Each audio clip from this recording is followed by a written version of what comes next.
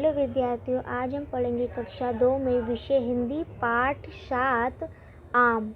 अवलोकन और सोचो और कहो। तो यहाँ पर देखो, चित्र में आपको आम का चित्र दिखाई दे रहा है और यहाँ पर ये लड़का और लड़की आम खाते हुए दिखाई दे रहे हैं। यहाँ पर घर दे रखा है, ठीक है, और यहाँ टोकरी में भी आम दे रखे हैं। यहाँ लिखिए पहेली।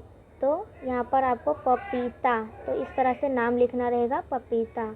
फिर इसमें कौन सा शब्द दे रखा है? अनार, तो अनार दे रखा है, ठीक है। अब यहाँ पे बादाम, तो यहाँ बादाम लिखना रहेगा। फिर सेब, यहाँ सेब लिखना है। देखो यहाँ गीत दे रखा है, मैं हूँ एक छोटा सा आम, पर आता हूँ कई काम, कच्चा हूँ तो बनता अचार, खट्टा मीठा बड़ा मज़ेदार। मतलब कच्चा हूँ तो अचार बनता हूँ और खट्टा मीठा बड़ा मज़ेदार हूँ। फिर देखो लिखा है यहाँ पर, छोटे बड़े रूप में आता, हर घर में मैं लाया जाता, राष्ट्रीय फल हूँ मैं कहलाता, सबके मन को हूँ मैं भाता। यानी राष्ट्रीय फल हमारा क्या है? आम, ठीक है। फिर यहाँ लिखा है, पकाकर हो जाता मैं रसीला, रंग हरा होता मेरा पीला, फलों का मैं राजा कहलाता, मुझको खाकर मज़ा आता। मतलब कि आम फलों का राजा कहलाता है और खाने में भी आम बहुत रसीला और मज़ेदार होता है। यहाँ लिखा है, पढ़ो। गर्मी के मौसम में परिवार के किसी सदस्य की सहायता से आम का पाना बनाइए। कच्चे आम को किसी बड़े सदस्य द्वारा उबलवा कर ठंडा कर लीजिए। एक बर्तन में आम की गुठली निकाल लीजिए।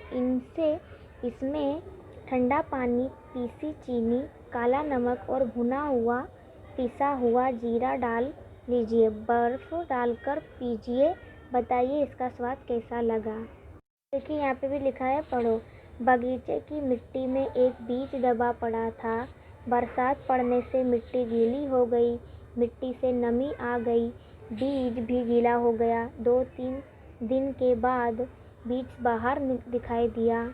उसके नीचे जड़ निकली हुई थी। बीज अंकुरित हो गया।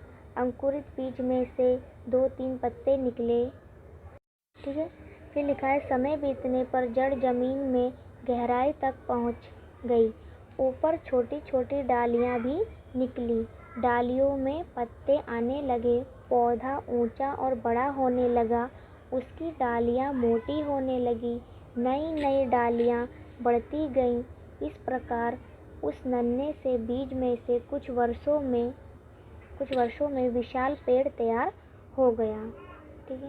यहाँ पर भी यहाँ लिखा है कि पढ़िए, ठीक है। गुजरात में नर्मदा नदी के किनारे शुक्ल तीर्थ नाम एक गांव है। इस गांव के पास बरगद का पेड़ है। यह पेड़ बहुत बड़ा है। उसका तना ढूंढने से भी नहीं मिलता। इस बरगद के पेड़ में अनेक बारों हैं।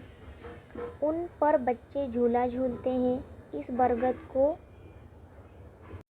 कबीरवाड़ा कहते हैं, ठीक है। अब देखो यहाँ लिखा है, पहेली। मेरे बीज को गोदा कहते हैं, तो बरगद। मतलब यहाँ पर देखो पहेली दे रखी है, जो आपने अभी ऊपर पढ़ा है कि मेरे बीज को गोद कहते हैं तो बरगद, मेरे फल को लोग निमोली कहते हैं तो नीम, मेरे फल में काले बीज होते हैं तो पपीता, मेरे फल में पानी भरा होता है तो नारियल, मैं सबको आम देता हूँ तो आम का पेड़। इस तरह से आपको इसकी कॉपी में लिखना रहेगा। कि यहाँ पर कुछ प्रश्न दे रखे हैं कि चित्र में कौन सा पेड़ दिखाई दे रहा है, तो आम। चित्र में आम कहाँ लटकते हुए दिखाई दे रहे हैं, तो पेड़ पर, ठीक है। आम के फल कौन से पेड़ पर लगते हैं, तो आम के पेड़ पर ही लगते हैं, ठीक है। बच्चे क्या खाते हुए दिखाई दे रहे हैं, तो आम। बच्चे क्या खाते हुए दिखाई दे रहे हैं, आम, ठीक है। इस चित्र में कुल कितने आम दिखाई देते हैं, तो 15 गिन करके लिखना रहेगा। पेड़ के नीचे क्या रखा है, तो मटका। फिर यहाँ पे भी देखिए, यहाँ पे भी प्रश्न दे रखे हैं कि आम कौन से मौसम में खाने मिलता है, तो गर्मी के मौसम में खाने को मिलता है। फिर देखिए दूसरे नंबर पे, छोटे छोटे आम को क्या कहते हैं, तो छोटे छोटे आम को आम कहते हैं।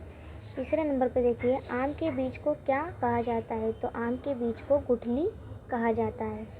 फिर देखिए चौथे नंबर पे, गुठलियाँ भून के खाने से स्वाद में कैसी लगती हैं? तो गुठलियाँ भून के खाने में स्वादिष्ट लगती हैं।